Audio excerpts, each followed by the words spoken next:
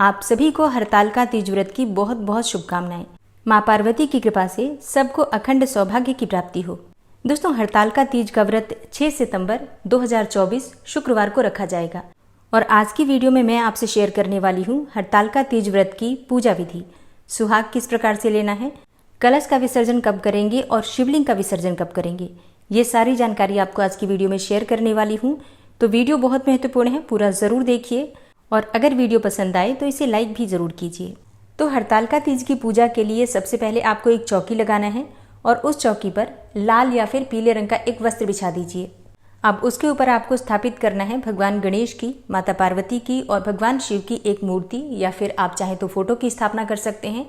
और हरतालिका तीज के व्रत में मिट्टी के शिवलिंग की आराधना की जाती है।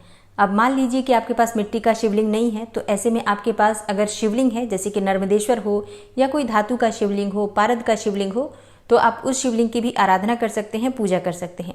तो जो भी शिवलिंग आपके पास है एक पात्र में रखकर आपको चौकी पर ही स्थापित करना है और वहीं पर आपको गौरी और गणेश की स्थापना करनी है। अब देखिए, अगर संभव हो तो गाय के गोबर से गौरी और गणेश बना लीजिए, नहीं तो अगर आपके पास गौरी और गणेश चांदी के हैं तो उनकी भी स्थापना कर सकते हैं। या फिर पिसी हुई जो हल्दी होती है, मतलब हल्दी पाउडर, उसमें आपको थोड़ा गंगा जल मिलाना है, उसी से आप छोटा सा पिंडी बनाकर गौरी के रूप में स्थापित कीजिए और सुपारी पर धागा लपेटकर, कलावा लपेटकर और गणेश जी की स्थापना कर लीजिए। और एक पान के पत्ते पर या फिर फूलों का आसन देकर आपको गौरी और गणेश की स्थापना करनी है। इसी प्रकार से आपको ये भी ध्यान रखना है कि जो आपने भगवान की प्रतिमा स्थापित की है, भगवान शिव और माता पार्वती की, वो भी या तो फूलों का आसन देकर स्थापित कीजिए या फिर अक्षत डालकर, मतलब थोड़ा सा अक्षत रखकर, और उसके ऊपर ही आपको भगवान शिव और माता पार्वती की प्रतिमा या फोटो जो भी आपके पास है स्थापित करना है। ठीक है, आसन देना अत्यंत आवश्यक होता है किसी भी देवी देवता को स्थापित करने के लिए। तो गौरी, गणेश और शिवलिंग, इन सबको चौकी पर विराजित करके आपको कलश की स्थापना सबसे पहले करना है। तो कलश की स्थापना करने के लिए आपको एक पात्र लेना है। आप तांबे का पात्र भी ले सकते हैं, पीतल का भी ले सकते हैं, जो भी आपके पास उपलब्ध हो। कलश पर आपको स्वास्तिक बनाना है और कलश के गले में आपको मौली वाला धागा जो होता है उसे आपको लपेट देना है 3 बार या फिर 5 बार। और चौकी पर थोड़ा सा अक्षत रखकर उसी का आसन देकर उसके ऊपर आपको कलश की स्थापना करनी है। कलश में सबसे पहले गंगा जल डालना है, फिर जल से भर दीजिए, फिर सिक्का, सुपारी, दूर्वा, साबुत हल्दी, और साबुत हल्दी ना हो तो आप थोड़ा सा हल्दी पाउडर भी डाल सकते हैं, और 2-4 दाने अक्षत के डाल दीजिए और थोड़ा सा फूल डाल दीजिए। ठीक है, ये आपका कलश तैयार हो गया। आपने कलश की स्थापना कर दी।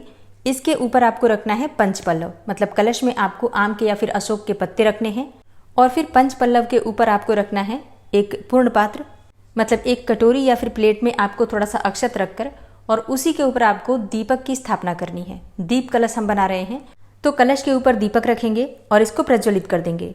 अच्छा, अगर आप चाहें तो दीप कलश के स्थान पर नारियल भी रख सकते हैं, मतलब दीपक के स्थान पर आप चाहें तो कलश के ऊपर नारियल रख सकते हैं और दीपक फिर आप अलग से चौकी पर, मतलब आसन देकर प्रज्वलित कर सकते हैं। ठीक है, जैसा भी आपके यहाँ होता हो आप कर सकते हैं। और फिर दीपक प्रज्वलित करने के बाद आपको सभी देवी देवताओं का आवाहन करना है। गौरी और गणेश का आवाहन करना है, भगवान शिव और माता पार्वती का आवाहन करना है। तो इसके लिए अपने दाहिने हाथ में आपको थोड़ा सा अक्षत लेना है, थोड़ा पुष्प लेना है और सभी देवी देवताओं का ध्यान करते हुए प्रार्थना कीजिए कि हे सभी देवी देवता, हे गौरी और गणेश, हे भगवान भोलेनाथ, हे माता पार्वती, आप मेरी हरतालिका तीज की पूजा में शामिल हों और इस पूजा को निर्विघ्न पूर्ण करने में मेरी मदद करें। पूजा में जाने अनजाने कोई भूल चूक हो जाए तो इसके लिए मुझे क्षमा करें और पूजा का संपूर्ण शुभ फल मुझे प्रदान करें। इस प्रकार से प्रार्थना करने के बाद आपके हाथ में जो सामग्री है भगवान शिव, माता पार्वती, उनके चरणों में अर्पित कर दीजिए। और अब हरतालिका तीज की पूजा का संकल्प लीजिए। तो अपने हाथ में फिर से आपको जल लेना है, अक्षत लेना है, पुष्प लेना है, एक सिक्का लेना है और अपने हाथ में ये सामग्री लेकर आपको अपने व्रत का संकल्प लेना है, पूजा का संकल्प लेना है। तो सबसे पहले नाम बोलिए अपना, फिर गोत्र बोलिए और जिस स्थान पर आप रहते हैं उस स्थान का एड्रेस बोलिए। अब भगवान से प्रार्थना कीजिए, माता पार्वती से प्रार्थना कीजिए कि आज आप हरतालिका तीज की पूजा कर रही हैं। भगवान भोलेनाथ और माता पार्वती आपकी पूजा को स्वीकार करके अखंड सौभाग्य और सुख समृद्धि का आशीर्वाद प्रदान करें। इस प्रकार से आपको अपने व्रत का संकल्प लेना है, पूजा का संकल्प लेना है और फिर जो आपके हाथ में सामग्री है भगवान शिव, माता पार्वती के चरणों में अर्पित कर दीजिए। अब आपकी पूजा प्रारंभ हो जाती है। तो सबसे पहले गौरी और गणेश का पूजन करेंगे। तो गौरी और गणेश के ऊपर आपको थोड़ा जल अर्पित करना है। अगर आपने पंचामृत ले रखा है तो पंचामृत अर्पित कर दीजिए। इसके बाद हल्दी से, चंदन से तिलक कीजिए और फिर धूप, दीप, अक्षत, पुष्प, जो भी सामग्री आपके पास उपलब्ध है उसी से विधि विधान से गौरी और गणेश का पंचोपचार पूजन कर लीजिए। इसके बाद कलश देवता का पूजन करना है आपको। तो कलश के ऊपर भी आपको अक्षत और पुष्प अर्पित करना है और धूप दीप दिखाकर पंचोपचार विधि से उनकी भी पूजा करनी है और सबको थोड़ा थोड़ा भोग जरूर लगाना है। अब इसके बाद आपको शिवलिंग का अभिषेक करना है। पंचामृत से या फिर जल से, कच्चे दूध से, जो भी आपके पास उपलब्ध हो, शिवलिंग का अभिषेक कर लीजिए। फिर माता पार्वती का अभिषेक कीजिए। अभिषेक करने के बाद आपको वस्त्र अर्पित करना है, भगवान भोलेनाथ को भी और माता पार्वती को भी। भगवान भोलेनाथ को और गणेश जी को यज्ञोपवीत भी जरूर अर्पित करना है।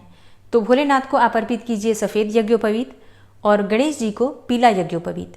इसके बाद आपको भगवान भोलेनाथ को चंदन अर्पित करना है, भस्म अर्पित करना है और जो भी उनकी प्रिय वस्तुएं होती हैं, भांग, धतूरा, बिल्वपत्र, अक्षत पुष्प इत्यादि सभी चीजें भगवान भोलेनाथ को अर्पित कीजिए और माता पार्वती को सिंदूर लगा दीजिए।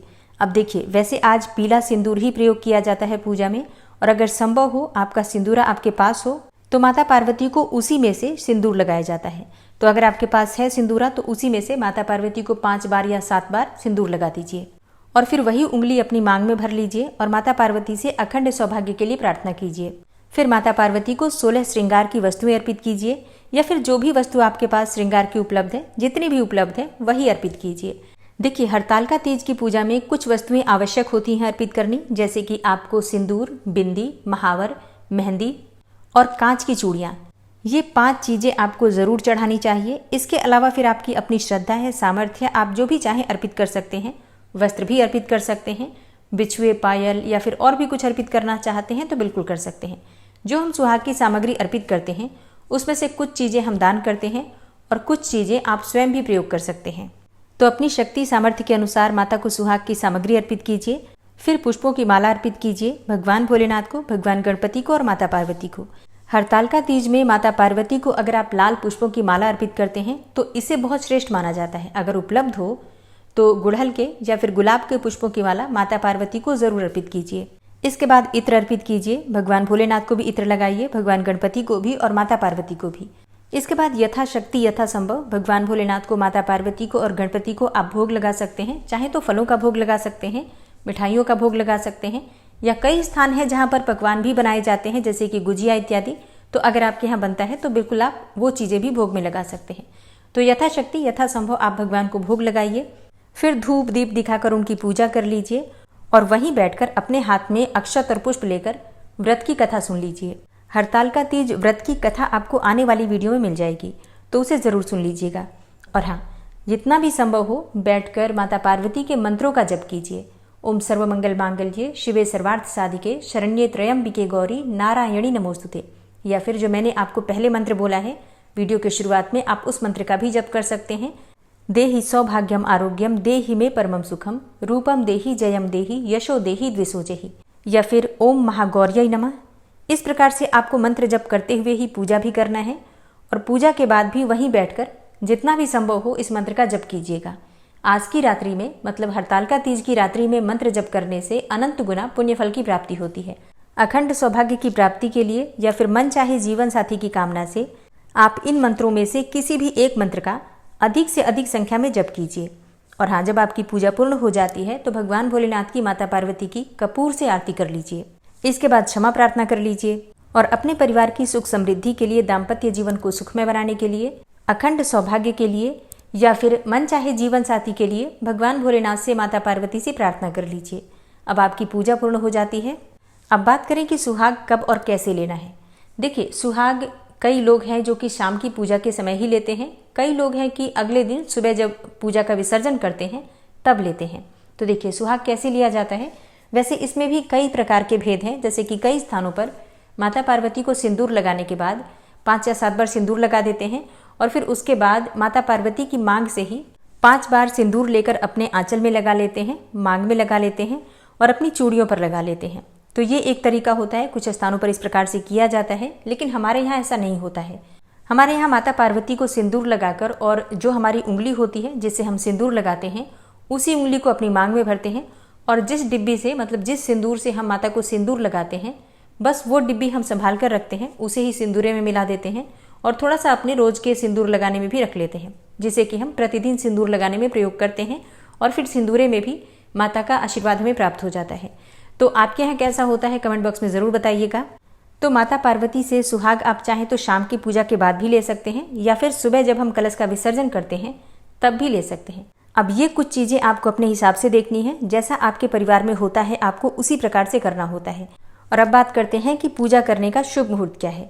देखिए, हरतालिका तीज में पूजा सुबह भी की जाती है, शाम को भी की जाती है। सुबह हम अपने व्रत का संकल्प लेते हैं और शाम के समय प्रदोष काल में विधि विधान से फिर शिव और पार्वती की पूजा करते हैं। तो अभी जो मैंने आपको बताया ये शाम के प्रदोषकालीन पूजा की विधि है।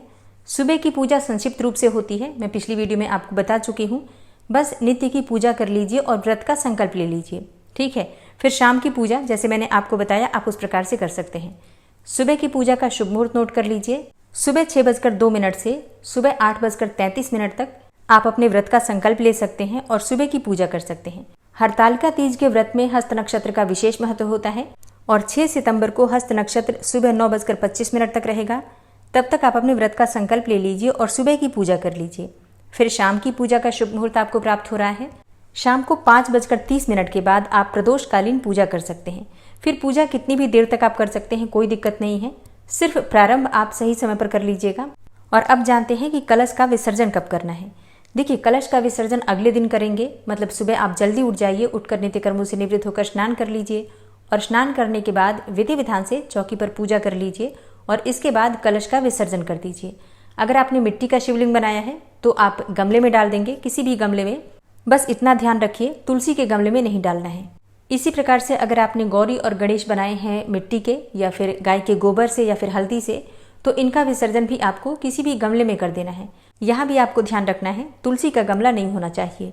चौकी पर रखी हुई बाकी चीज़ों का आपको क्या करना है, किस प्रकार से प्रयोग करना है, कौन सी सामग्री विसर्जित करनी है और कौन सी सामग्री का दान देना है, कौन सी सामग्री आप स्वयं प्रयोग कर सकते हैं, ये सारी जानकारी आपको आने वाली वीडियो में मिलेगी।